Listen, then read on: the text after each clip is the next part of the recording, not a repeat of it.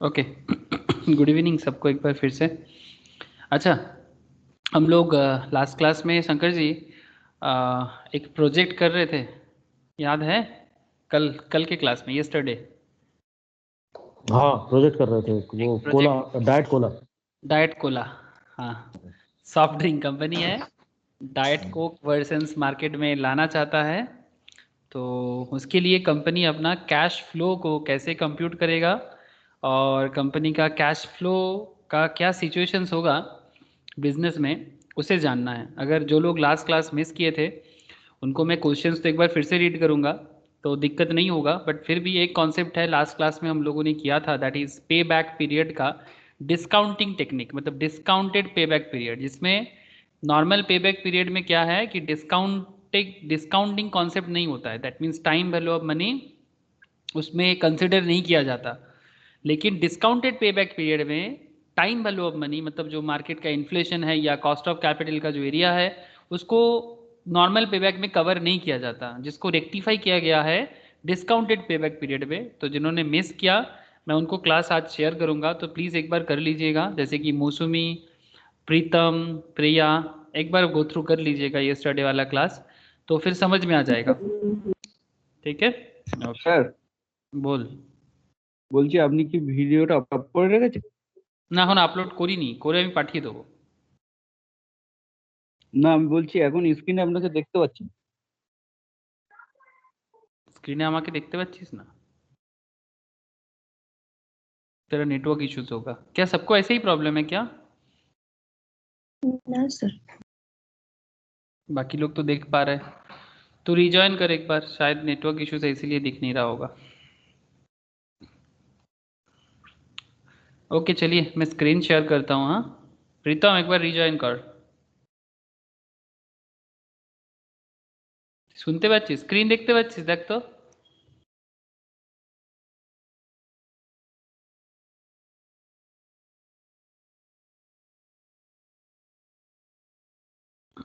Screen share হয়েছে?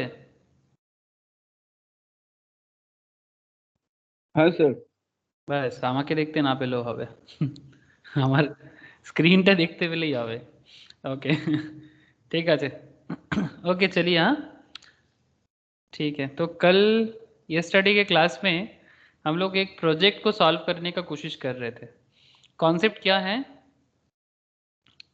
Concept बड़ा ही interesting है, प्रोजेक्टेड कैश फ्लोज। ये कैश फ्लोज किस तरह से, प्रोजेक्टेड कैश फ्लोज कैसे कैलकुलेट कर सकता है कोई company before taking any decisions. मतलब ये एक्चुअली बिजनेस में डिसीजंस लेने से पहले उसका जो फोरकास्ट, उसका जो पहले से सोचना, बजटिंग करना। ठीक है, ये तो हम लोग भी अपने डेली लाइफ में करते हैं ना, कोई भी काम करने से पहले एक बजटिंग करना। Even before Durga Puja shopping भी जॉइंट फैमिलीज में मैंने देखा, इवन वो भी बजट करते हैं कि इस बार पूजा में क्या करना चाहिए, नहीं करना चाहिए। अब इस बार तो पूजा का क्या होगा पता नहीं, बट इंसान का ये बजट का कॉन्सेप्ट तो चलता रहता है अपने लाइफ में भी। तो बिजनेस का और बड़ा अमाउंट है, काफ़ी ज़्यादा पैसा खर्चा करना पड़ता है, बिजनेस से रिटर्न पाने का बात होता है। तो it's very vital point for the business perspective कि वो बिजनेस किस तरह से प्रोजेक्टेड कैश फ्लोज को पहचानते हैं। तो कैश फ्लो में अगर हम लोग थोड़ा सा याद करें तो एक होता है इनिशियल फ्लो, एक होता है ऑपरेटिंग फ्लो और एक होता है टर्मिनल फ्लो। एक सेकेंड, क्या हो गया? Yes, initial flow, operating flow, terminal flow. कल एक प्रोजेक्ट सॉल्व करने का कोशिश कर रहे थे। We will understand this through an example, और उसको हम लोग एग्जाम्पल के थ्रू से भी सॉल्व कर रहे थे। एग्जाम्पल के थ्रू से भी सॉल्व कर रहे थे। तो एग्जाम्पल है क्या?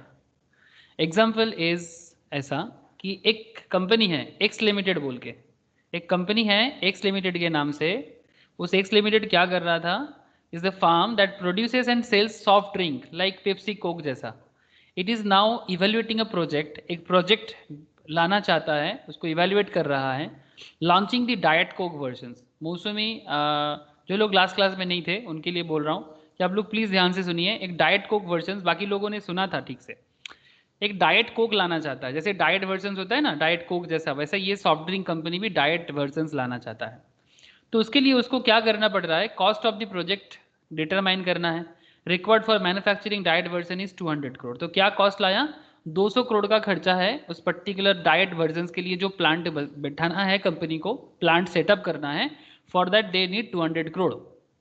This plant will be installed in a plot of land, अच्छा लैंड का डी नहीं है इधर, in a plot of land, this land was acquired by X limited. 10 साल पहले, ये जो लैंड का बात मैं कर रहा हूं, ये लैंड को 10 साल पहले एक्स लिमिटेड ने एक्वायर किया था। Land, this land was acquired by X limited 10 years ago। कितने में खरीदा था? 60 करोड़ में खरीदा था, 60 करोड़ में। Very good Priyatama. The firm has no alternative use of the land. ये जो लैंड है इसका कोई ऑल्टरनेटिव यूज नहीं है। If the land is not use for the project it would be sold for 100 crore. अगर ये प्रोजेक्ट में यूज नहीं होगा, मतलब डाइट कोक के लिए जो यूज करने का सोच रहा है या फिर सॉफ्ट ड्रिंक मैन्युफैक्चरिंग के लिए सोच रहा है, अगर इसका ऐसा कोई यूज नहीं होगा तो इसको बेचना पड़ेगा, और बेचेगा तो 100 करोड़ में बेचना पड़ेगा। 100 करोड़ इसका सेल का कॉस्ट आएगा, मतलब सेल करने से इनको मिलेगा। इस पर्टिकुलर बिजनेस को डेवलप करने के लिए ये पर्टिकुलर कंपनी एक्स लिमिटेड एक मार्केटिंग एजेंसी को हायर किया। मार्केटिंग एजेंसी क्या करेगा? मार्केटिंग एजेंसी को अपॉइंट किया गया और वो क्या बोल रहे हैं sir? To provide estimated sales revenue from the diet version and loss of sale existing version. ये तो एक, जैसे कि लास्ट दिन शंकर जी एक बहुत अच्छा लैंग्वेज यूज किया था। शंकर जी कैनिबलाइजेशन यही बोले थे ना आपने? हाँ, कैनिबलिज्म। कैनाबिलिज्म। तो इसका कॉन्सेप्ट में क्या हुआ था कि बेसिकली कंपनी अगर अपना ही कोई प्रोडक्ट को खा लेता है, मतलब जो मेरा प्रोडक्ट है उसी को मैं मार्केट में, एक प्रोडक्ट को बंद करके दूसरा प्रोडक्ट को लॉन्च करना है, इसको ये एनिमल किंगडम में देखा जाता है कि कई कोई कोई एनिमल किंगडम में ऐसा होता है कि वो अपने ही बच्चे को खा लेता है। ऐसा होता है ना शंकर जी? हाँ, होता है। हाँ, तो एग्जैक्टली ये भी बिजनेस में भी ऐसे होता है कि मेरा ही कोई प्रोडक्ट मार्केट में आएगा तो मैं अपना ही कोई प्रोडक्ट को सब्सटीट्यूट करके, सब्सटीट्यूट नहीं, एलिमिनेट करके दूसरा प्रोडक्ट उसके जगह में। जैसे सबको पता है कि अगर डाइट वर्जन आएगा तो पुराना कुछ कस्टमर्स डाइट में शिफ्ट हो जाएगा और कुछ न्यू कस्टमर्स आ सकता है। तो इसमें पुराना कस्टमर शिफ्ट होगा तो वो वाला लॉस तो है ना, जो एग्जिस्टिंग नॉर्मल सॉफ्ट ड्रिंक बेच रहा था उस नॉर्मल सॉफ्ट ड्रिंक से जो डाइट वर्जन में शिफ्ट करेगा वो तो नॉर्मल वर्जन के लिए लॉस है। तो ये वाला जो कॉन्सेप्ट था, ये शंकर जी कल एक बहुत अच्छा मार्केटिंग कॉन्सेप्ट में हम लोगों को बताया था। तो मार्केटिंग एजेंसी अपॉइंट किया गया था, जो सेल्स रेवेन्यू डाइट वर्जन से कितना आएगा and loss of sale on the existing version, cost of marketing survey. ये जो मार्केटिंग सर्वे हुआ था इसमें 20 करोड़ का खर्चा हुआ। एंड फोर्थ पॉइंट में हम लोगों ने ये डिटेल्स दिया था कि net working capital required for the project 40 crore का। अब ये सब डेटा हमारे पास है, अब हम लोगों को इस प्रोजेक्ट का कैश फ्लो निकालना है, इस प्रोजेक्ट का कैश फ्लो का डिटेल्स निकालना है। तो एक एक करके आगे बढ़ते हैं, ठीक है? धीरे धीरे बढ़ेंगे, ज़्यादा जल्दबाजी नहीं करेंगे, बट एक एक करके आगे बढ़ते हैं। सबसे पहले तो क्वेश्चन 1, सबसे पहले मैं क्वेश्चन 1 से डील करूंगा। Calculate the initial investment in the project, ठीक है? क्वेश्चन 1 इसमें क्या है?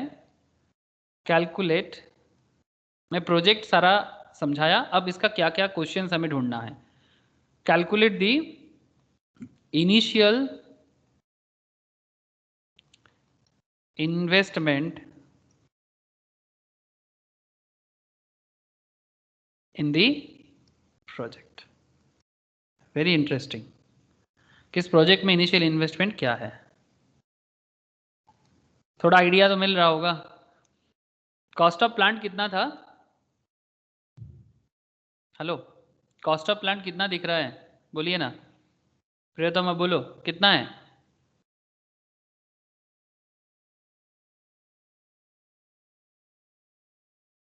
आप लोगों को मेरा आवाज आ रहा है ना सबको? 200। हाँ, 200 करोड़। तो इनिशियल इन्वेस्टमेंट में तो कॉस्ट ऑफ द प्लांट आएगा ना?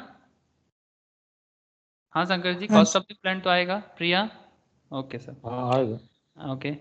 तो चलिए सोल्यूशन करते हैं इसका। Cost of plant, cost of plant equals to 200 crore. बढ़िया है। अपॉर्चुनिटी कॉस्ट ऑफ लैंड, ये बहुत केस में हम लोग सोचते नहीं है। अपॉर्चुनिटी कॉस्ट ऑफ लैंड, जो जमीन आपके पास है, अगर वो जमीन पे आप मतलब मैन्युफैक्चरिंग प्लांट ना बनाते, उसको अगर आज के डेट में अगर आप सेल कर देते, तो आप कितने में सेल करते? 100 crores. 10 करोड़। देखिए क्या होता, 100 करोड़। हाँ जी। 200 नहीं 100 करोड़ था। ये देखो ना, if the land is not हाँ used for the project it could be sold for 100 crore. ठीक है, ओके सर।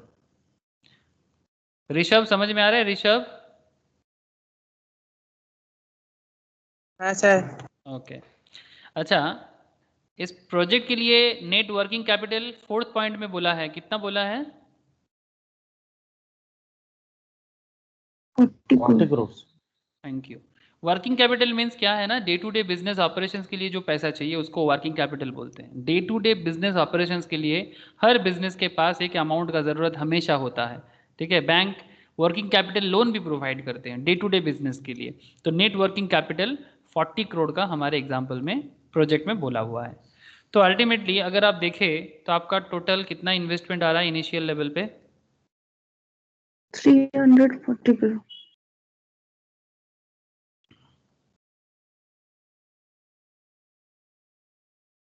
340 करोड़।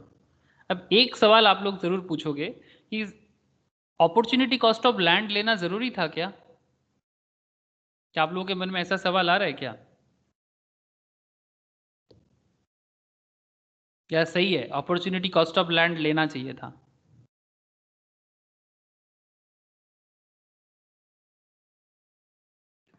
ना सर। नहीं, मतलब ये जस्टिफाइबल लग रहा है अपॉर्चुनिटी कॉस्ट ऑफ लैंड को लेना? हाँ, सर लेना तो चाहिए सर, बिकॉज वो कॉस्ट ऑफ प्लान तो बस प्लान को सेटअप करने में था, और वो लैंड का वैल्यू तो अलग से होगा ना। वो लैंड को खरीदा, हाँ वेरी गुड, बात सही कर रहे हो ना भाई, बहुत सही बात कर रहे हो। ये जो प्लांट का जो वैल्यू था, मतलब जो लैंड का वैल्यू था, वो 10 साल पहले खरीदा था 60 करोड़ में। आज के डेट में मार्केट प्राइस है इसका 100 करोड़। तो ये भी तो मानना पड़ेगा ना कि जो मैं डाइट कोक वर्जल्स के लिए जो प्लांट में सेटअप करने जा रहा हूँ, उसके लिए ज़मीन का खर्चा भी तो ये इंपॉर्टेंट है। तो 60 करोड़ तो मेरा खर्चा नहीं है ना, मार्केट प्राइस लेना चाहिए ना। आज के डेट में क्या कॉस्ट है? 60 करोड़ तो 10 साल पहले था, 100 करोड़ तो आज के डेट में वैल्यूएशन है। तो ये भी तो मेरा बिजनेस का इन्वेस्टमेंट है।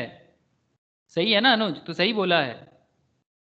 ये भी हाँ तो मेरा सर। आज के ये भी तो मेरा बिजनेस के आज के डेट में इन्वेस्टमेंट है। तो अपॉर्चुनिटी कॉस्ट ऑफ लैंड जो एक्चुअली मैं अगर बेचता तो होता, लेकिन फिर भी हमें इसको कंसिडर करना चाहिए। शंकर जी सही है कि नहीं, आपको क्या लगता है? हाँ सही है, ये करना चाहिए वो। मतलब सिमिलर टू वो एग्जांपल है ना कि business is a separate entity. जी जी जी, एकदम से बिजनेस सेपरेट मतलब आइडेंटिटी, एग्जैक्टली।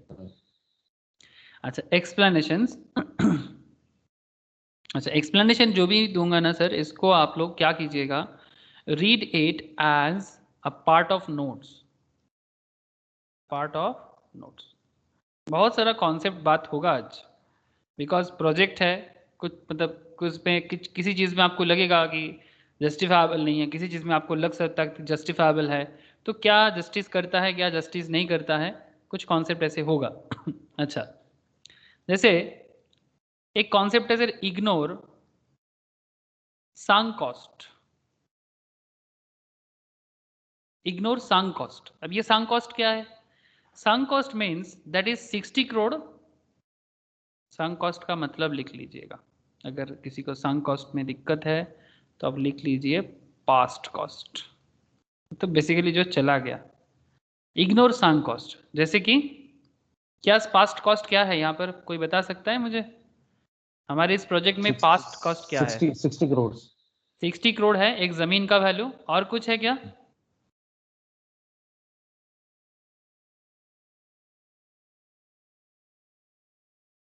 और कुछ है?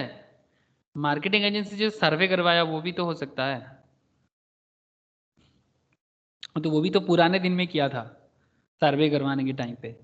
ठीक है, मैं आगे इसका डिस्कशन करता हूँ फिर से। That is 60 crore and 20 crore. क्यों 20 करोड़ को लिया ये भी पता चल जाएगा, बिकॉज वो रिसर्च डेवलपमेंट कॉस्ट है। मार्केटिंग एजेंसी से जो सर्वे करवाया था कि भाई बताओ क्या हो सकता है, वो मेरा रिसर्च डेवलपमेंट है। बिजनेस स्टार्ट करने का पहले का खर्चा है, दैट इज वाई उसको पास्ट कॉस्ट में लिया गया। मैं आगे बताता हूं आप लोगों को। अच्छा, consider opportunity cost, ignore cost but consider opportunity cost. जैसे कि अनुज एक बहुत अच्छा पॉइंट बोल रहा था कि सर लेना तो चाहिए, ओके, तो दैट इज 100 करोड़। मतलब आज के डेट में अगर मैं ज़मीन को बेचूं तो मुझे 100 करोड़ मिलेगा। गुड पॉइंट, ये एक अच्छा पॉइंट था। अच्छा, अब ये आपको क्वेश्चन 1 का जवाब मिला, लेकिन एक इंटरेस्टिंग फैक्ट क्या है कि अभी भी प्रोजेक्ट खत्म नहीं हुआ। हम लोग 4th पॉइंट तक किए थे ना, हम लोग 4th पॉइंट तक काम किए थे। अब हम लोग 5th पॉइंट करेंगे। 4th पॉइंट के बाद एक क्वेश्चन का जवाब हम लोगों ने ढूंढा कि ऐसा ऐसा हो सकता है। अब इसी पे कंटिन्यूएशन चलेगा, ठीक है, अब इसी पे कंटिन्यूएशन चलेगा। आप लोग हेडिंग कीजिएगा 5th पॉइंट। मतलब सवाल आ रहा है, जवाब आएगा इस तरह से। प्रोजेक्ट है ना, चलते चलते रास्ते में सवाल जुड़ जाता है, ऐसा होगा तो कैसा होगा। द प्रोजेक्ट हैज ए, अब ये भी तो जानना चाहिए, प्रोजेक्ट का लाइफ नहीं पता। The project has a 5-year life. इसका जो जीवन है 5 साल का लाइफ है इसका प्रोजेक्ट का, तो बेसिकली 5 साल का प्रोजेक्ट है। For each year project has A life 5-year life for each year. For each year, एक एक ईयर में we expect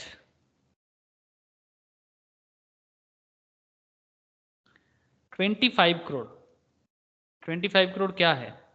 we expect 25 crore units of the diet versions. For each year we expect 25 crore units of diet versions. मतलब जिसके लिए इतना माथा पची, जिस चीज़ के लिए इतना माथा पची, वो हमें हर साल 25 करोड़ करके मिलेगा, ठीक है, of the diet version to be sold, to be sold। चलिए बढ़िया है।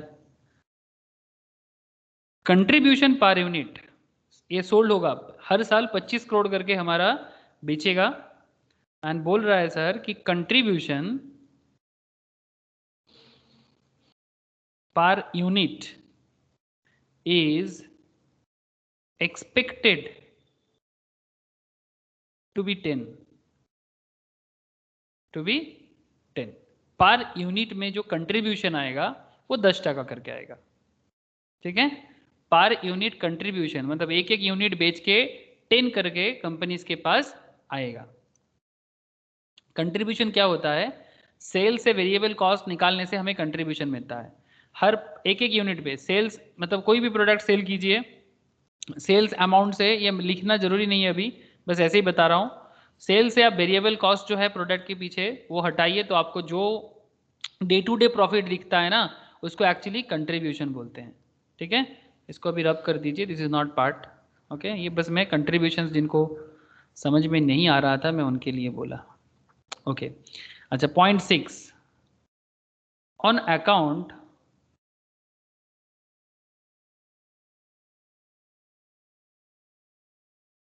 of on account of the launch, on account of the launch of a diet version, मतलब जब डाइट वर्जन लॉन्च करेगा,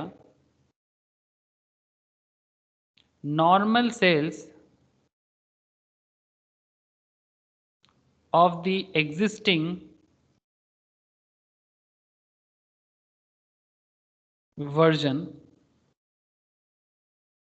normal sales of the existing versions to the extent of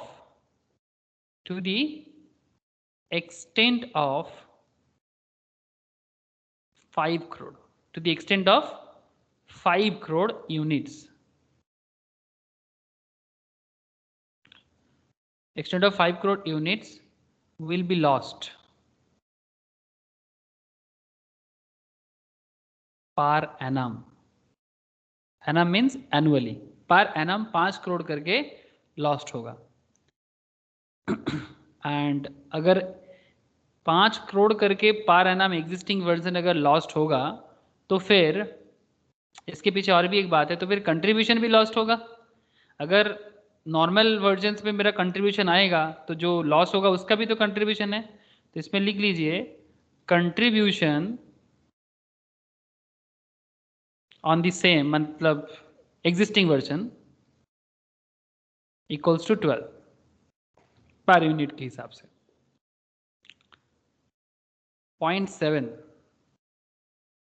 0.7 लिखिएगा। Project work will be carried out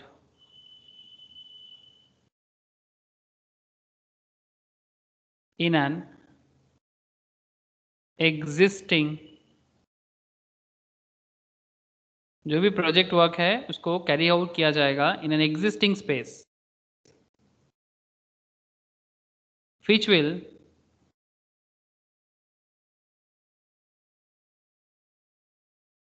already taken on rent,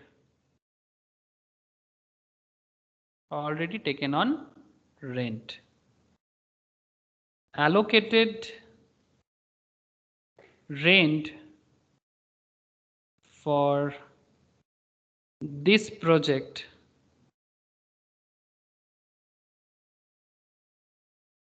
comes to 20 crore. इस project के लिए जो allocated rent है वो 20 करोड़ का है। 0.8 एलोकेटेड, मैं पहले एक बार कंप्लीट कर लूँ फिर डिटेल्स डिस्कशंस करेंगे। Allocated head office expenses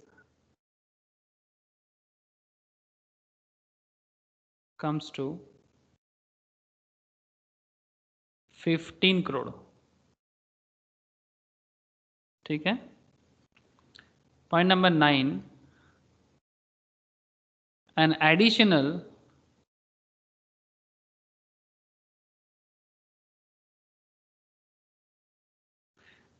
space will also be taken to carried out project work।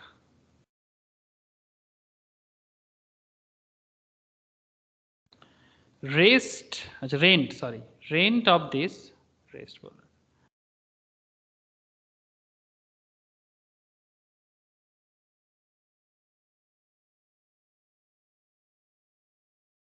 rent of this additional space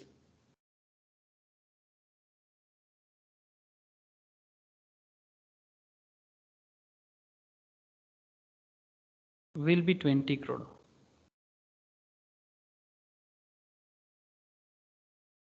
ये सब इंफॉर्मेशन हम लोगों को मिल रहा है, जितना हम लोग और रिसर्च कर रहे हैं प्रोजेक्ट के लिए और मिल रहा है। Point number 10, again for income tax purpose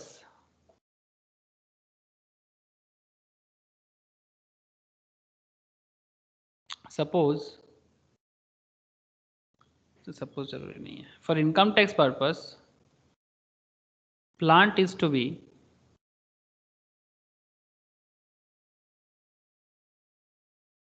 depreciated।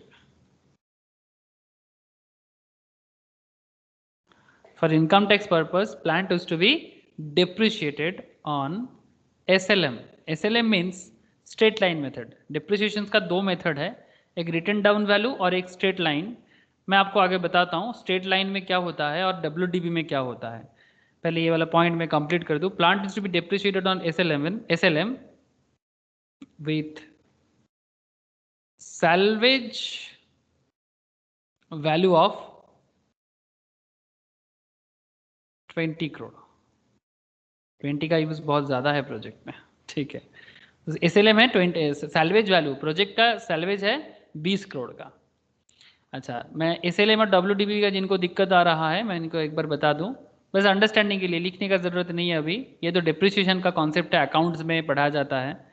बस इतना जान करेंटली ज़रूरी है कि WDV, सपोज एक प्रोजेक्ट है, इसका भी 100 करोड़ का प्रोजेक्ट है, ये भी 100 करोड़ का प्रोजेक्ट है, डिप्रिसिएशन रेट है 10% करके suppose.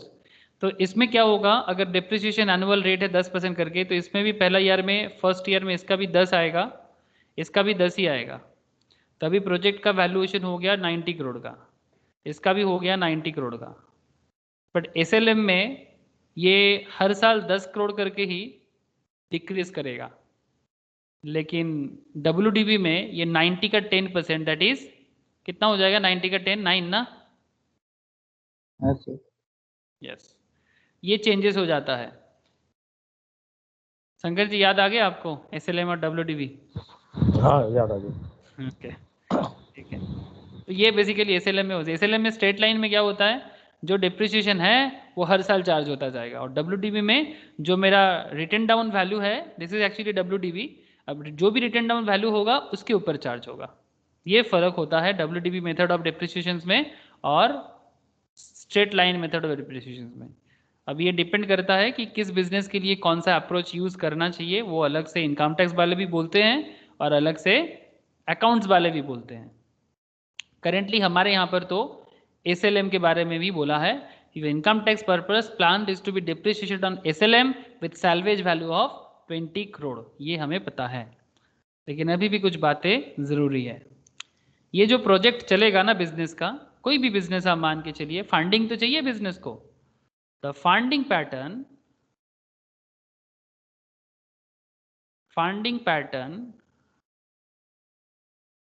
of the project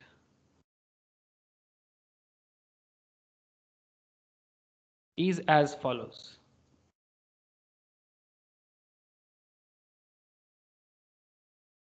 equity मतलब इक्विटी शेयर्स, मतलब स्टॉक मार्केट से ले या फिर प्राइवेट इक्विटी भी ले सकता है, डिपेंड करता है कि कंपनी अगर प्राइवेट कंपनी है तो फिर प्राइवेट से उठाएगा, अगर पब्लिक लिस्टेड है तो स्टॉक मार्केट से उठाएगा, जैसे मर्जी उठाए।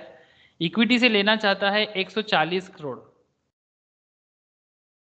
और लॉन्ग टर्म लोन LTL, इसके थ्रू से एक बिजनेस को फंडिंग मिल रहा है 200 करोड़ का। यह है बिजनेस का कॉन्सेप्ट। आप लोगों को याद है इनिशियल इन्वेस्टमेंट कितने का था, 340। हेलो, क्वेश्चन 1 में हम लोगों ने इनिशियल इन्वेस्टमेंट कैलकुलेट कर लिया था ना, 340, याद आ रहा है सबको? इसीलिए फंडिंग भी उसी हिसाब से होना चाहिए। तो इनिशियल लेवल में 140 करोड़ इक्विटी से चाहिए और लॉन्ग टर्म लोन से 200 करोड़ का हिसाब है।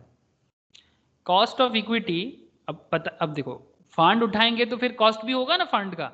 बिजनेस का सिंपल पैटर्न समझिए, फंड उठाएंगे तो फिर उसका कॉस्ट भी होगा। तो मान के चल रही कि इक्विटी वाले को कितना देना पड़ेगा, मतलब जो इक्विटी शेयर होल्डर है उनको वापस करना है 24% करके।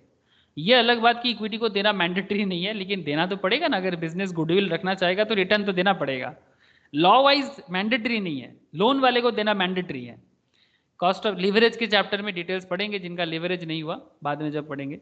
Cost of equity 24%, interest rate on loan, अब लोन लेंगे तो उसका इंटरेस्ट तो होगा, ऑब्वियसली कम होगा, थोड़ा ज़्यादा लेके चल रहा है, बिजनेस लोन है 20% का लोन मान के चलते हैं, शॉर्ट टर्म है इसलिए सोचे कि 20% लोन है, ऐसे ही एग्जाम्पल है। और tax rate at the rate of 30%, standard tax rate है अपने इंडिया का, बिजनेस का 30% का। ये स्लैब बिजनेस का सबसे पॉपुलर स्लैब है। अब ये सब डेटा हमारे पास अवेलेबल हो गया। अब पूछा क्या है, क्वेश्चन क्या है, what is the question, calculate क्या करेंगे। प्रोजेक्ट का मोटा मोटी आइडिया मिल गया। अब जो क्वेश्चन है, अब इसी project related second question, same project में सेकेंड क्वेश्चन, एक क्वेश्चन तो इनिशियल का निकाल लिए थे, हमें पूछा जा रहा है कैलकुलेट करके बताइए post tax operating cash flows. Tax देने के बाद ऑपरेटिंग कैश फ्लो कितना होगा, इसको प्यार से बोलते हैं CFAT. CFAT, this is a very popular word in the finance world. CFAT मतलब cash flow after tax. Every year,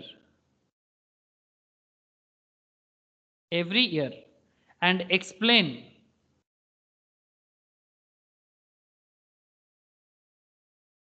all the principle and its calculation.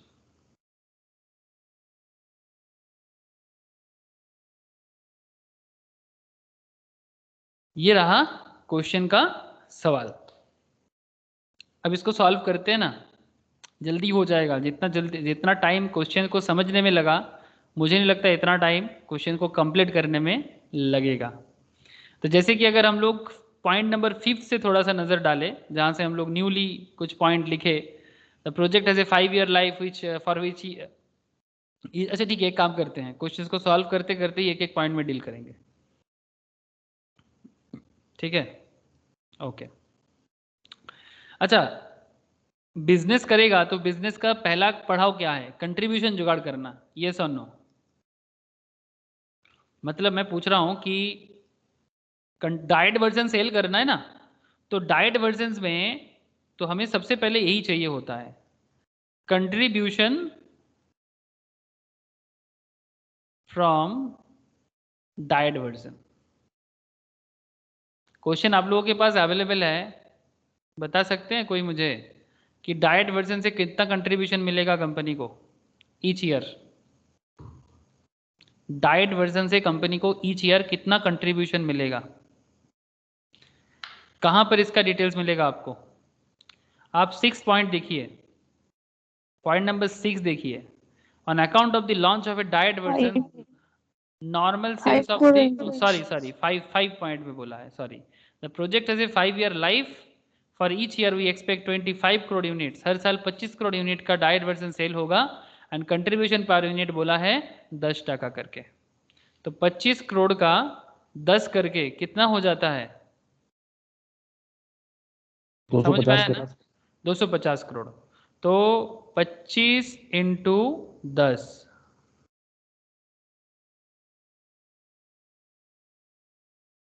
यहां से कंट्रीब्यूशन मिल रहा है 250 करोड़ का। चलिए ठीक है। अच्छा, एक चीज देखना पड़ेगा कि जब डाइट आ रहा है तो लॉस भी तो हो रहा है एग्जिस्टिंग से।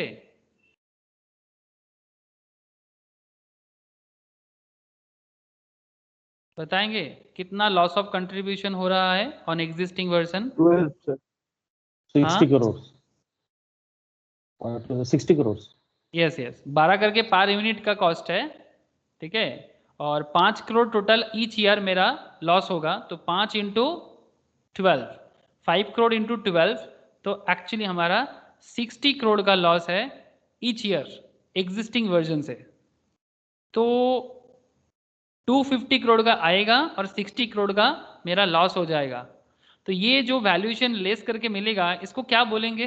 250 माइनस 60 करके मोस्ट प्रोबेबली 190 आ रहा है। 190, आई थिंक सही किया मैंने, माइनस 190। तो 190 करोड़ जो मुझे मिल रहा है, ये क्या है? ये कंट्रीब्यूशन है, additional. Additional contribution. Thank you. ये एडिशनल कंट्रीब्यूशन है बिजनेस का, बिकॉज ये न्यू बिजनेस के लिए जो ताबड़तोड़ डिसीजंस लिया था कि कुछ करना है डाइट बारे में। लोग आजकल बड़ा हेल्थ कॉन्शियस हो जा रहा है, तो बहुत ज़्यादा, और रामदेव बाबा जैसे लोगों के लिए भी और डर हो गया है, डराता रहता है फैट होगा फैट होगा। तो ये मुश्किल पैदा कर दिया ये बाबा लोग कि वो सब मत किया कीजिए। ओके, तो एडिशनल कंट्रीब्यूशन 190 करोड़। अच्छा, माइनस कर देंगे इससे। अच्छा, 190 करोड़ तो मुझे समझ में आ गया। अच्छा, इसमें एक चीज़ है कि एक कैश फिक्स कॉस्ट जो मैंने वहाँ पर लिया नहीं था, वो मैं थोड़ा सा मान ले रहा हूँ, रीजन है इसको लेने के पीछे। इससे माइनस कर लीजिए कि एजम्पशन है एडिशनल, नहीं सॉरी एडिशनल नहीं,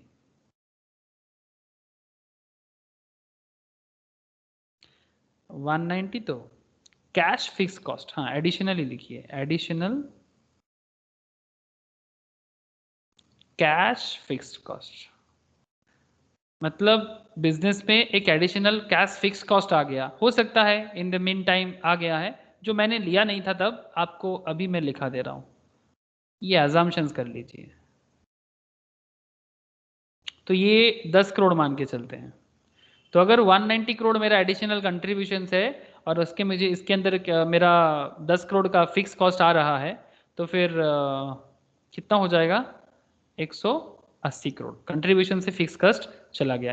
इसको पकड़ने के पीछे का रीजंस, जो लोग पहले मेरा इनकम स्टेटमेंट किया था, बहुत बार मैंने क्लास में बोला, उनको अभी समझ आ जाएगा कि मैंने ऐसा क्यों लिया। ये इनकम स्टेटमेंट में होता है ना, sales less variable cost less contribution less fix cost equals to EBIT।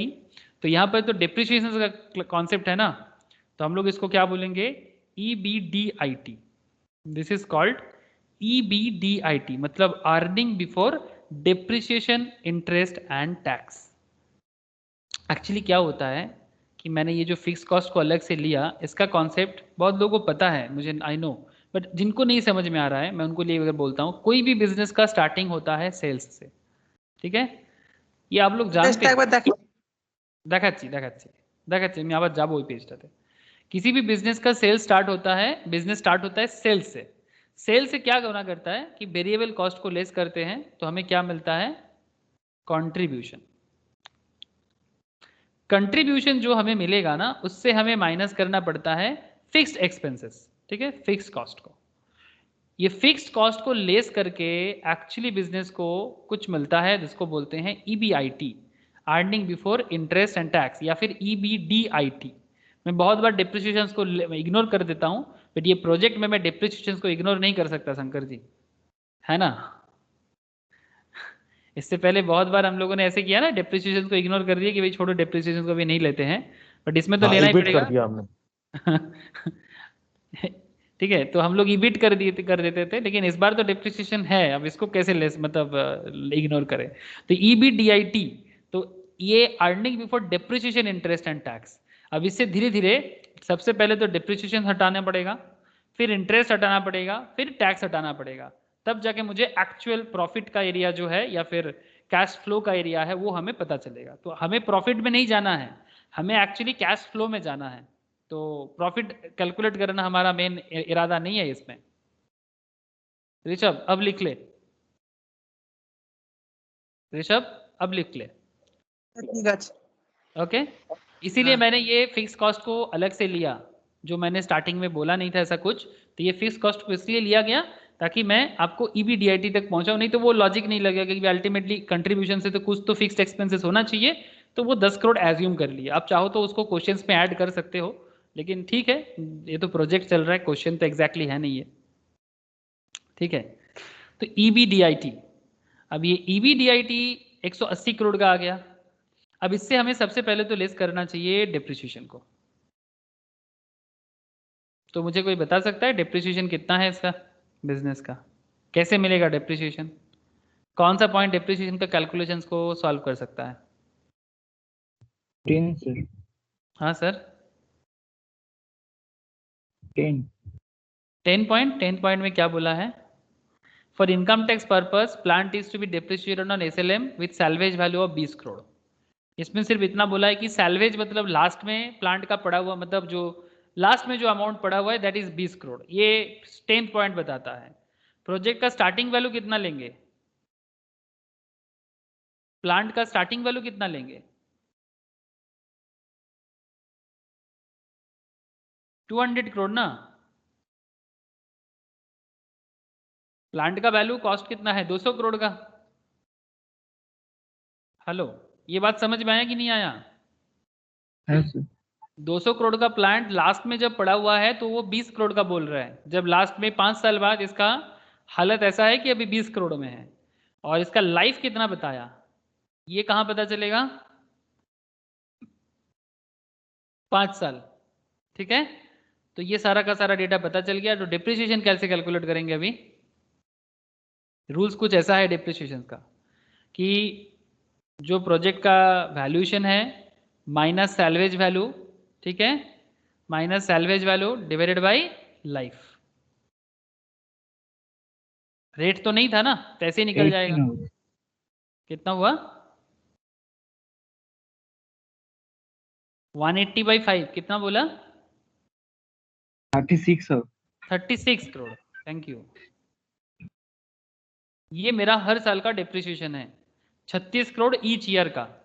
5 साल में डिवाइड कर दिए ना, तो हर ईयर मेरा प्लांट का जो डिप्रिसिएशन है सैलवेज को लेस करके उसको भगाना पड़ेगा ना, बिकॉज सैलवेज तो मेरा डिप्रिशिएट नहीं हो रहा, वो मेरे लास्ट में पड़ रहा है, मतलब अवेलेबल है मेरे पास, मैं चाहूँ तो सेल कर सकता हूँ इस दाम पे। तो 36 करोड़ का मेरा डिप्रिसिएशन है। अब खेल में क्या रहा कि आपके पास डिप्रिसिएशन चला गया, तो जो अमाउंट आपके पास पड़ा हुआ है इसको आप क्या बोलेंगे? EBIT। तो 180 से 36 लेस कर देंगे ना, तो कितना रहेगा? 144। क्या मैंने सही बोला? देखिए ना थोड़ा, हाँ सर। EBIT। अब हमें क्या चाहिए? NOPAT. नो पैट मतलब net operating profit after tax. NOPAT means net operating profit after tax. Okay, NOPAT. अब नो पैट में क्या होता है कि डेप्रिसिएशंस को एड बैक करना चाहिए होता है। मैं बताता हूं। EBIT जो है इसमें, अच्छा इसमें लिख लीजिए, net operating profit after tax. ठीक है, net operating profit after tax. अब आपको पता है ना EBIT कितना है?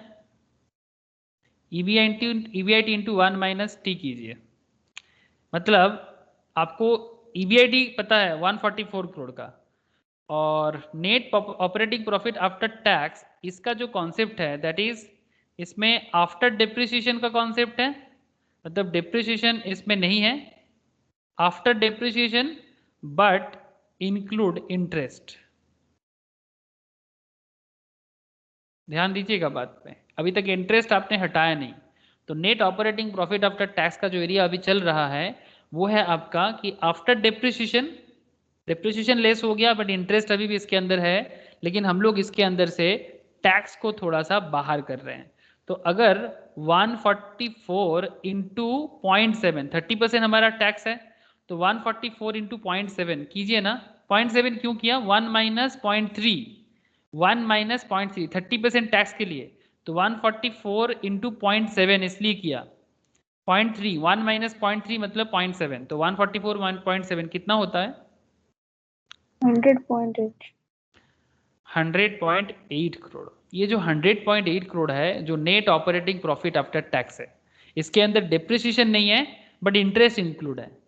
ठीक है, दैट इज टैक्स देने के बाद अगर ऐसे हालत में टैक्स दिया जाए तो 144 पे अगर टैक्स दिया जाए तो फिर हमारे पास कितना रहेगा? 100 करोड़ रहेगा, 100.8 करोड़ रहेगा। लेकिन जो हमारा जो सी फैट जो चाहिए, हमें कैश फ्लो आफ्टर टैक्स चाहिए, इसमें हमें फिर से डिप्रिसिएशन को ऐड बैक कर देना चाहिए। डिप्रिसिएशन को आप ऐड कर दीजिए। कितने का डिप्रिसिएशन है? यही वाला 36 करोड़ इधर आ जाएगा, तो 36 करोड़। तो कैश फ्लो आफ्टर 100 मतलब 136.8 crore. This is called CFAT, cash flow after tax. ये होगा आपका हमारा कैलकुलेशन। इसमें प्रॉफिट कैलकुलेट नहीं कर रहे थे हम लोग, इसमें हम लोग cash flow after tax calculate कर रहे थे कि टैक्स देने के बाद बिजनेस में जो फ्लो हुआ है इस पे डिप्रिसिएशंस को अलग से निकाले, पर फिर उसके अंदर से उसको ऐड किए तो सीफेड मिला, और नहीं सीफेड नहीं मिलेगा तो उसको नो पैड बोलेंगे, नेट ऑपरेटिंग प्रॉफिट और कैश फ्लो। या फिर ऐसे भी बोल सकते कि कैश फ्लो से आप सीफेड को भी हटा सकते हो, इस तरह से। तो ये बेसिकली कैश फ्लो हुआ। अब यहाँ पर कुछ सवाल आपके मन में जरूर चल रहा होगा कि यहाँ पर इतना सारा पॉइंट आपने लिखाया लेकिन उसके बारे में आपने कहीं पर कुछ बोला ही नहीं। जैसे कि मैंने कुछ पॉइंट में कुछ बोला ही नहीं, जैसे पॉइंट नंबर 7, आप अगर ध्यान दीजिएगा, पॉइंट नंबर 7 बोल रहा है कि project will be carried out in an existing space which will already taken on rent, allocated rent for this project comes to 20 crore. क्या ये प्रोजेक्ट के लिए जरूरी था? रेंट तो पहले से ही लिया हुआ है, पहले के भी प्रोजेक्ट के लिए आप दे ही रहे थे, तो इस पर्टिकुलर प्रोजेक्ट में ऐसा क्या कर लेगा? ये इररिलेवेंट पॉइंट है, कोई जरूरत नहीं है इसको लेके सोचने का। 7 number point, head office expenses 15 crore, कोई ज़रूरत है अभी आपका नॉर्मल एग्जिस्टिंग के लिए बिजनेस जो चल रहा था उसके लिए भी तो आपका हेड ऑफिस एक्सपेंस लग रहा है, तो this is also irrelevant point. ये सिर्फ दिमाग खराब करने के लिए आपके सामने दिया हुआ है। अच्छा, additional space will be taken to carried out project work, rent of this additional space will be 20 crore. ठीक है, ये प्रोजेक्ट वर्क को चलाने के लिए आपको 20 करोड़ का दे के रखा है, इसका भी कोई ज़रूरत नहीं है, बिकॉज हमारे लिए कैश फ्लो का जो मेन कॉन्सेप्ट है, ये जो additional space will also be taken to carried out the project work, rent of this additional space will be 20 crore, इसका भी एज सच कोई ज़रूरत हमारे इस करेंट प्रोजेक्ट में नहीं है, बिकॉज ये ऐसे भी बिजनेस ना भी चलता तो भी देना पड़ता, बिकॉज मैंने प्रोजेक्ट करेगा कि नहीं करेगा इसका प्रॉपर नहीं है, तो ये भी एक तरह का इररिलेवेंट है, एटलीस्ट हम लोग करेंटली सोच सकते हैं। और एडिशनल, एक second, for income sorry additional space, ये जो पॉइंट नंबर 9, अच्छा एडिशनल स्पेस, अच्छा इसके बारे में हो गया पॉइंट 789। हाँ, बाकी इनकम टैक्स का जो एरिया है ये तो हम लोगों ने यूज़ भी किया, और इक्विटी और लोन का जो एरिया है ये भी हम लोगों ने यूज़ किया। ठीक है, सारा का सारा यूज़ किया। अच्छा, cost of equity, interest rate of loan, tax rate. अच्छा, लोन का रेट और कॉस्ट ऑफ इक्विटी अभी ज़रूरत नहीं है, जब कॉस्ट ऑफ कैपिटल पूछता तो उस टाइम पे यूज़ करते, अभी ऐसा कोई ज़रूरत इसका नहीं है।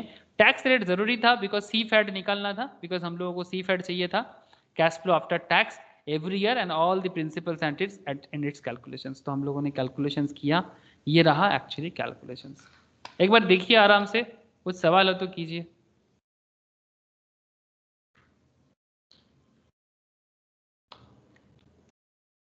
सर 1 - t হলো কেন বুঝতে পারছি না। ए टैक्स को, टैक्स रेट कितना है? 30% ना, टैक्स रेट 30% ना, तो EBIT इंटू 1 - t, मतलब एक्चुअली क्या हुआ यहाँ पर, हमने डायरेक्ट कर दिया, सिंप्लीफिकेशंस किया था थोड़ा सा।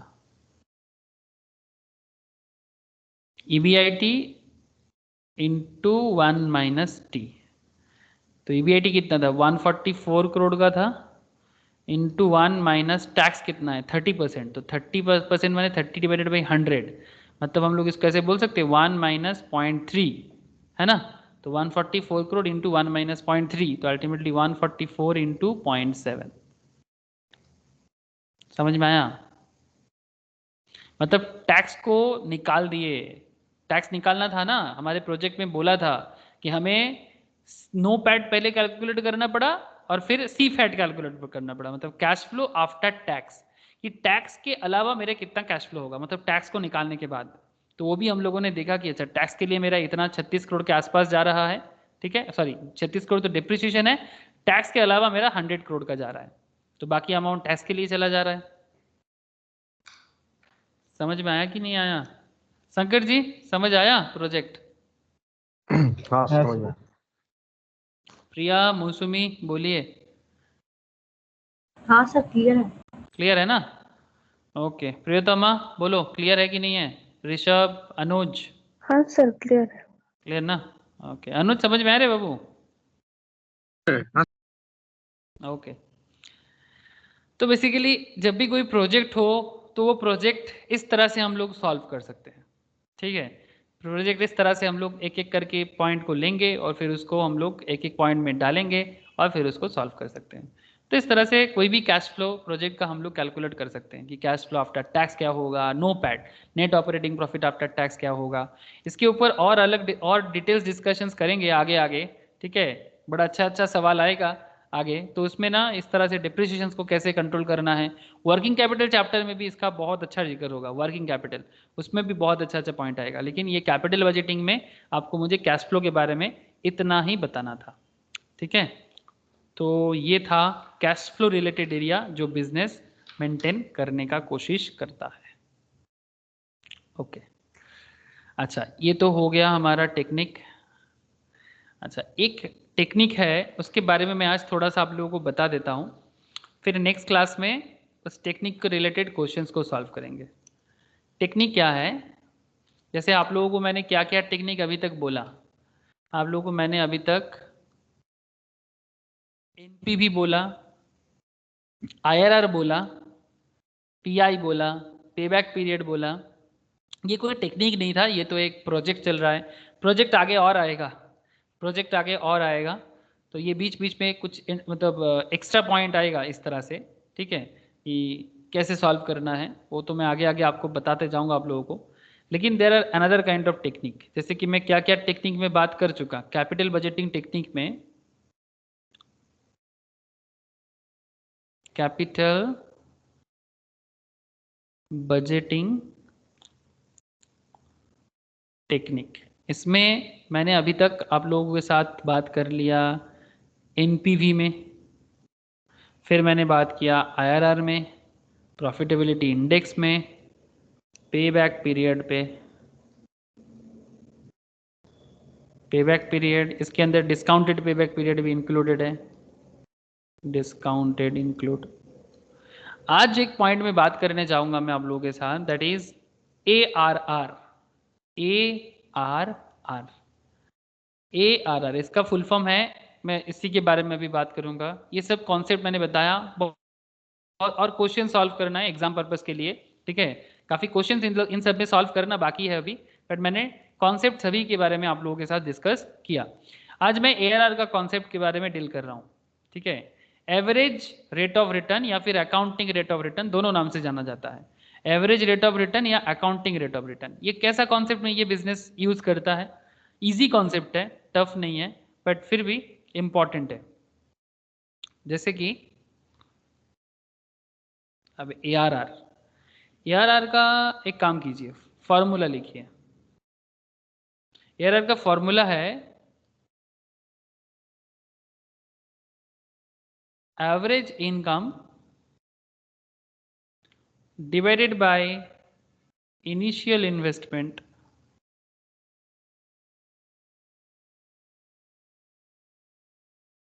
इनटू 100। जितना आप बिजनेस से एवरेज इनकम करोगे, वहां से आप जितना इनिशियल इन्वेस्टमेंट को डिवाइड करना, इनटू 100 कर देना। इसका full form average rate of return, average rate of return, ठीक है। तो इसमें आप इसको लिखिए,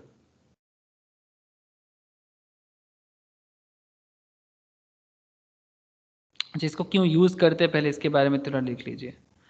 the accounting rate of return या average rate of return,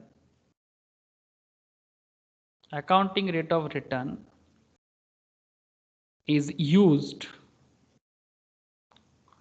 in capital budgeting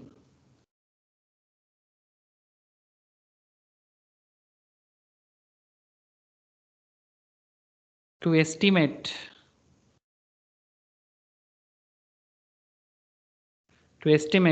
whether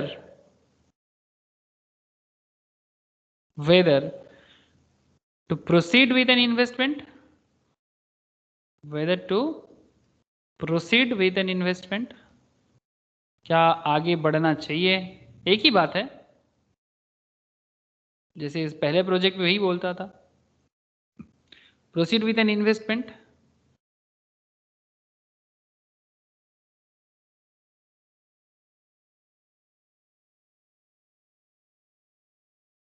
the calculation is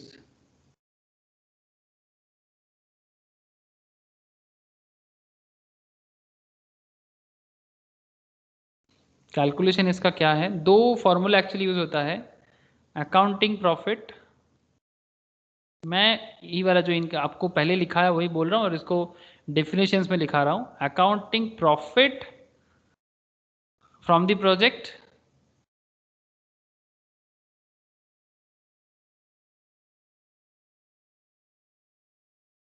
accounting profit from the project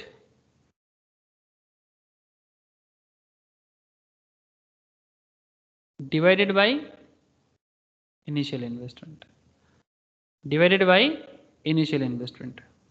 जब profit रहेगा ये फॉर्मूला यूज किया जाता है।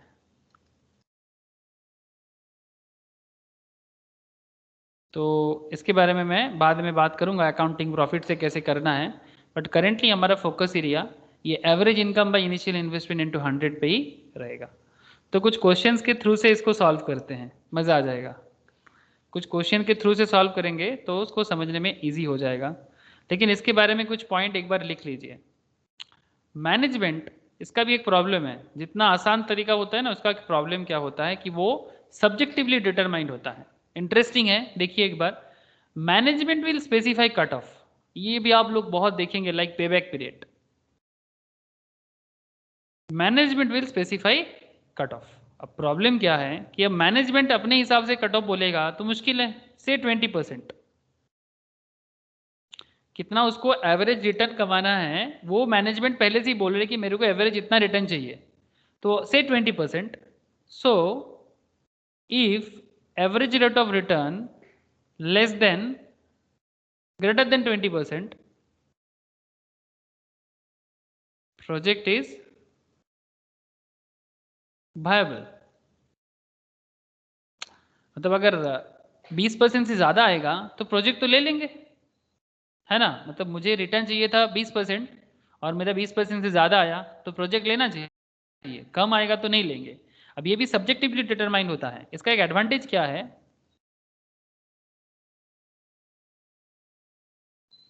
एडवांटेज में लिख लीजिए एक बार। First, like payback period,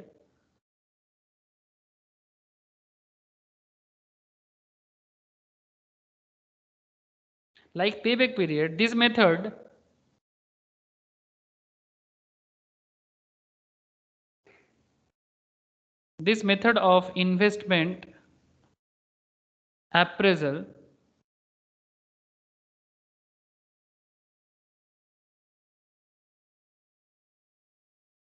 is easy to calculate। बोलना पड़ेगा, सीरियसली इजी है। is easy to calculate। and point two,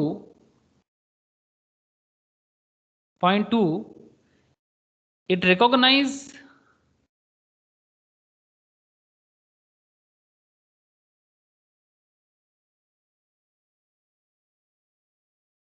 the profitability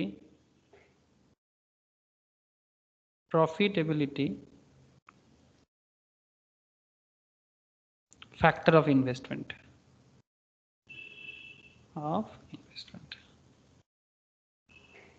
profitability factor of investment. अब आगे मैं बताता हूं। एक क्वेश्चन लिखिए एग्जाम्पल के तौर पे, तो आपको समझ आता जाएगा। एक second.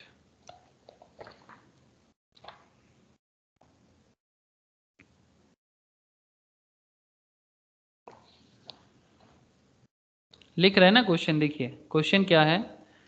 Initial investment equals to 800 lakh, project life equals to 5 years। Salvage भी बताया आपको। सैलवेज मतलब लास्ट में जो प्रोजेक्ट में पड़ा रहता है 40 lakh. The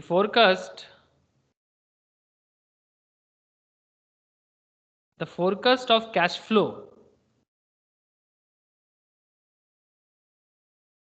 for the 5 year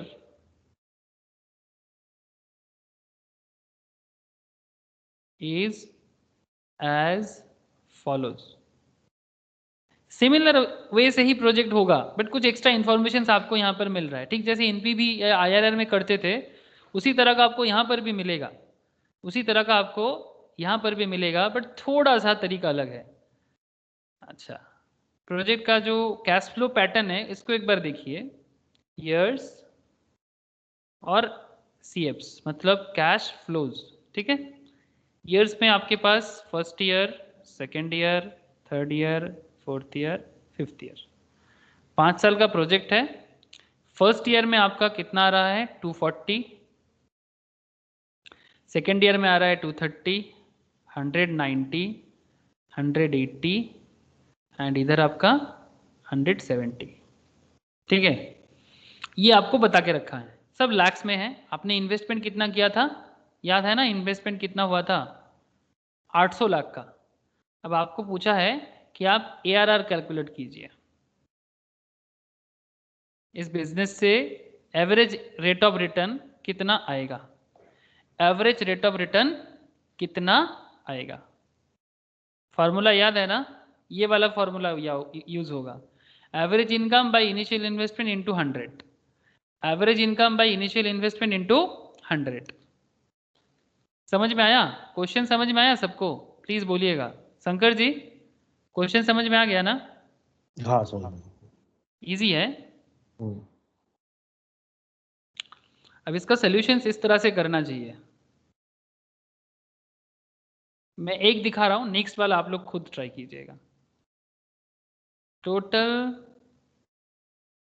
cash flow equals to, ये मुझे बताए कोई, टोटल कैश फ्लो कितना हुआ, कैसे पता चलेगा?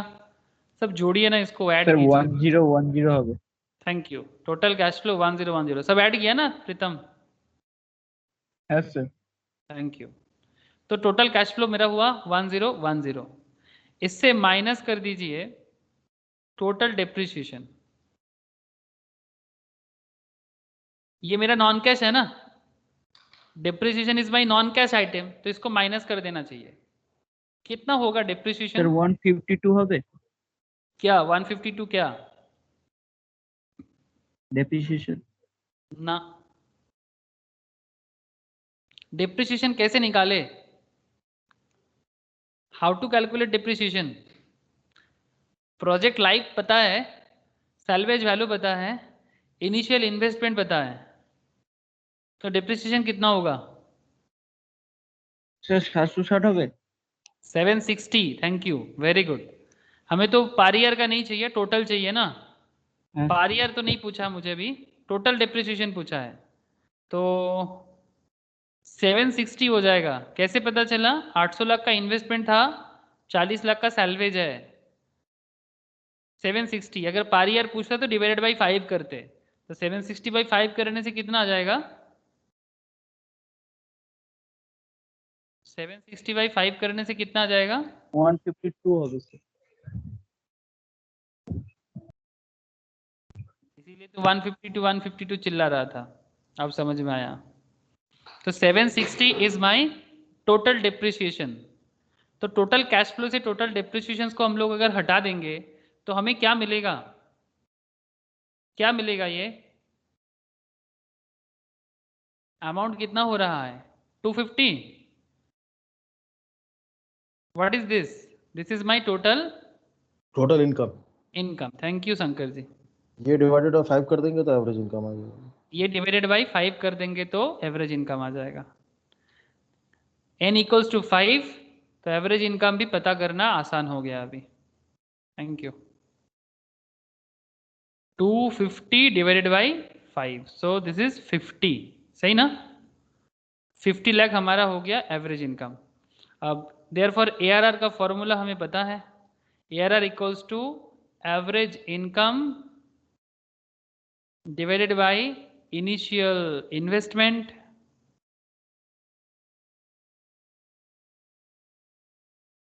इनटू 100। कितना हो जाएगा?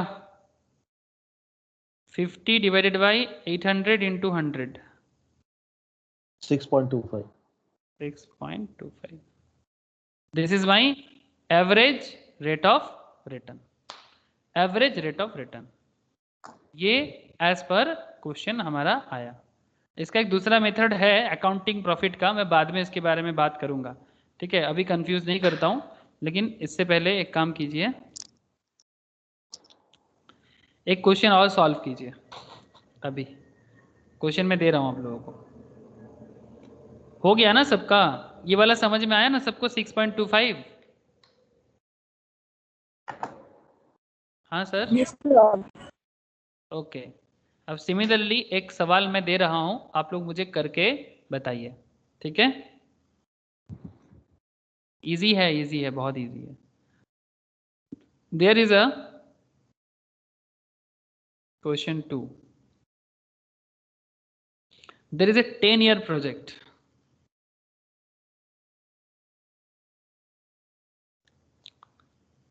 where initial investment equals to 60 lakh and the sum total of after tax profit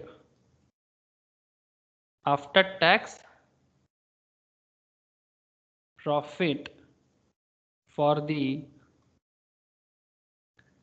10 years equals to 50 lakh. There is a 10 years project where II equals to 60 lakh and the sum total of after tax profit for the 10 years equals to 50 lakh. The firm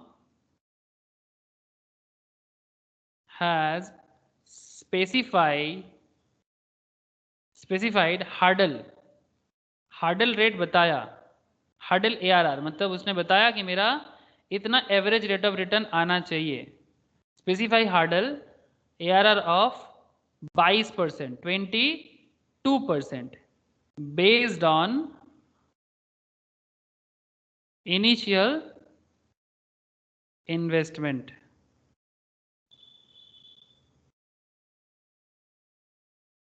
Should the project accepted? Should the project be accepted? क्या ये project लेना चाहिए कि नहीं चाहिए? ये है question आप लोगों के लिए. 10 साल का प्रोजेक्ट है, इनिशियल इन्वेस्टमेंट 60 लाख है, sum total of the after tax profit, okay, after tax profit for the 10 years is 50 lakh. The firm specified hurdle of ARR 22%. Based on initial investment, should the project be accepted?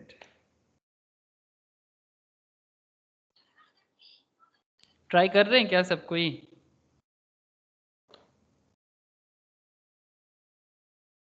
Hello, try कर रहे हैं ना? मौसमी, प्रिया, ऋषभ, बोलो. Sir 8.33%. मौसमी का जवाब आया, 8.33. शंकर जी का भी आ गया 8.33. मैं भी फटाफट सॉल्व कर ही लेता हूँ, लगे हाथ. टोटल इनकम कितना है? 50 लाख का है ना? कैसे पता चला? 50 lakh. ये जो पॉइंट था ये एक्चुअली यही बता रहा था. Sum total of after tax profit, this is actually हमारा इनकम है, ये बोल के दिया यहाँ पर. Total income 50 lakh. Number of year project का है 10 साल का, 10 years. तो ये एक इजी हो गया. एवरेज इनकम कैलकुलेट करना और आसान हो गया. 50/10 तो 5 लाख हो गया. और इनिशियल इन्वेस्टमेंट हमें पता है, that is 60 lakh. So ARR कितना हो जाएगा? ARR equals to 5/60 into 100. तो दिस मस्ट बी 8.33%. प्रोजेक्ट लेंगे कि नहीं लेंगे? ना. नहीं लेंगे. Rejected. Since this is less than the hurdle rate, hurdle rate से कम है ना, of 22%, जो मैनेजमेंट सब्जेक्टिवली स्पेसिफाई किया था 22%. so the project is rejected. Project is rejected. Easy है ये भी, पेबैक पीरियड जैसा ही इजी है, मतलब मिनिमम कॉन्सेप्ट में तो इजी है. अब आगे इसका एक थोड़ा कॉम्प्लेक्स पैटर्न आएगा, मैं आगे बताऊंगा complex pattern. But in simple concept wise अगर देखा जाए तो इजी है. अब मैं आप लोगों को एक बार इसका कुछ क्रिटिसिज्म भी बता देता हूँ, फिर नेक्स्ट क्लास में थोड़ा सा कॉम्प्लेक्स क्वेश्चंस करना होगा. अब इसका क्रिटिसिज्म अगर करने बैठे, क्रिटिसिज्म अगर करना चालू करे तो मेन क्या प्रॉब्लम है इस तरह का प्रॉब्लम मेथड का? जैसे करना जिसमें आसान है मान के चलिएगा, उसमें कुछ तो प्रॉब्लम है. तो एक मेरा एक सर था, फिनेंस का ही टीचर थे, तो उनका एक बड़ा अच्छा डायलॉग था, बोलता है कि जिंदगी में करना क्या चाहिए। तो बोलता है जो करना पसंद नहीं है वही करना चाहिए, और जो करना पसंद है वो नहीं करना चाहिए। समझ रहे शंकर जी? हेलो? नहीं समझा। नहीं समझे? मतलब उनका मानना था कि जिंदगी में क्या करना चाहिए और क्या नहीं करना चाहिए। तो वो बोलते थे कि जो करना हम लोग को अच्छा लगता है वो नहीं करना चाहिए, और जो करना अच्छा नहीं लगता वही करना चाहिए। वो करना चाहिए। मतलब एकदम सिंपल है कि एक्चुअली, जैसे एक सिंपल, अगर मैं एज ए स्टूडेंट बात करें कि स्टूडेंट को पढ़ना चाहिए बट वो पढ़ना अच्छा नहीं लगता, तो जो अच्छा नहीं लगता वो करना चाहिए। जैसे फूड का बात हाँ करें, मतलब उनका कहना है वो कंफर्ट जोन से निकल करके काम करना चाहिए। एकदम सिंपल जो बात कंफर्ट जोन में है एकदम आप सही पकड़े हैं कि जो कंफर्ट जोन में है उससे निकल के करना चाहिए। सबको कंफर्ट जोन में ही सबसे ज़्यादा अच्छा लगता है कि नहीं। मुझे जैसे मैं देखता हूँ घर में, मेरा भी बचपन में मैं भी किया होऊंगा, लेकिन सबके नहीं, मुझे ये अच्छा नहीं लगता, मैं ये नहीं करूँगा। लेकिन बात तो ये नहीं है ना कि क्या आपको अच्छा लगता है और क्या आपको अच्छा नहीं लगता। बात ये है कि आपको करना होगा। अब ये बात किसको समझाए?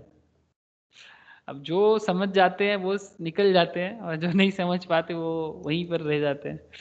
तो मुझे ये बात मैं कभी नहीं भूलूंगा।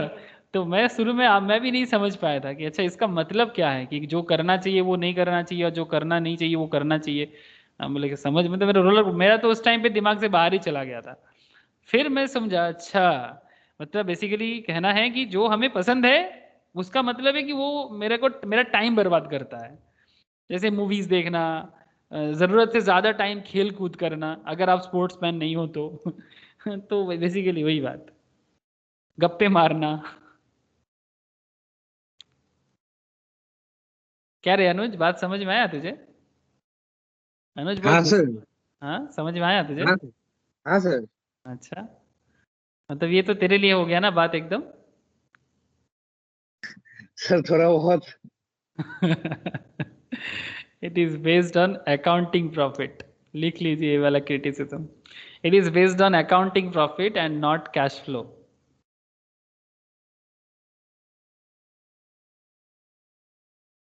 मैं अकाउंटिंग प्रॉफिट में बात करता हूँ नेक्स्ट दिन। ये अकाउंटिंग प्रॉफिट को ज़्यादा अहमियत देता है, कैश फ्लो को तो एकदम नहीं देखता कि क्या फ्लो है। मतलब कुछ भी, सब totally time value of money, cash flow कुछ भी नहीं देखता। जैसे कुछ देर पहले हम लोग कैश फ्लो में कितना दिमाग लगाया, ये सब कैश फ्लो से कोई लेना देना नहीं है कि कितना आ रहा है, कब किसके लिए आ रहा है, ये सब फर्क ही नहीं पड़ता। दो सेकेंड पॉइंट है, there are various definition of accounting profit. अब ये भी यही वाला बात चलिए आ गया है। There are various definitions of accounting profit. मैं ही सोच रहा था बताऊंगा। सच एज प्रॉफिट का बहुत सारा डेफिनेशन है, जैसे कि ईबीडीआईटी। अभी कुछ देर पहले हम लोग ईबीडीआईटी में बात किया, earning before depreciation interest and tax. ये भी एक तरह का प्रॉफिट है आपके लिए। EBIT, this is also profit, depreciation निकालने के बाद। NOPAT, net operating profit after tax. PBT, profit before tax. PAT, profit after tax. Various definition of accounting profit. अब मुश्किल ये है कि एआरआर में जो हम लोग प्रॉफिट को डिटरमाइन कर रहे हैं या फिर इनकम को डिटरमाइन कर रहे हैं, कौन सा इनकम? ईवीडीआईटी इनकम, ईबीआईटी इनकम, नोपैड वाला इनकम, पीबीटी वाला इनकम, पैड वाला इनकम। इसमें ये जो इनकम के बारे में बात हो रहा है, कौन सा इनकम, इसके बारे में कुछ नहीं बोला एआरआर। आप लोग बात समझ पा रहे हैं ना? कौन सा इनकम, इसके बारे में एआरआर साइलेंट है। हेलो, ये वाला बात समझ में आया ना आप लोगों को?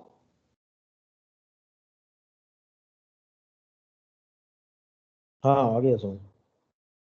It ignores time value of money, वो तो दिख ही रहा है। कहीं पर भी किसी भी तरह का inflation rate, cost of capital, एकदम कहीं पर कुछ भी नहीं है। तो ये टाइम वैल्यू ऑफ मनी को एकदम डायरेक्टली इग्नोर करता है। Point 4, it has subjective cut off. Company को मन हुआ 22% तो बोल दिया 22%। अरे भाई ठीक है, सब्जेक्टिव कट ऑफ है, लेकिन आप खुद कैसे स्टैंडर्डाइजेशन नहीं है ना, ये एक प्रॉब्लम है।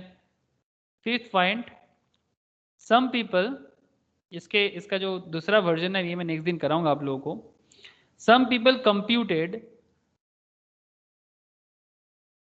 Using initial investment. कुछ ऑथर है फाइनेंस का जो इनिशियल इन्वेस्टमेंट को अहमियत देता है, वाइल सम फाइनेंस ऑथर है others computed using average investment.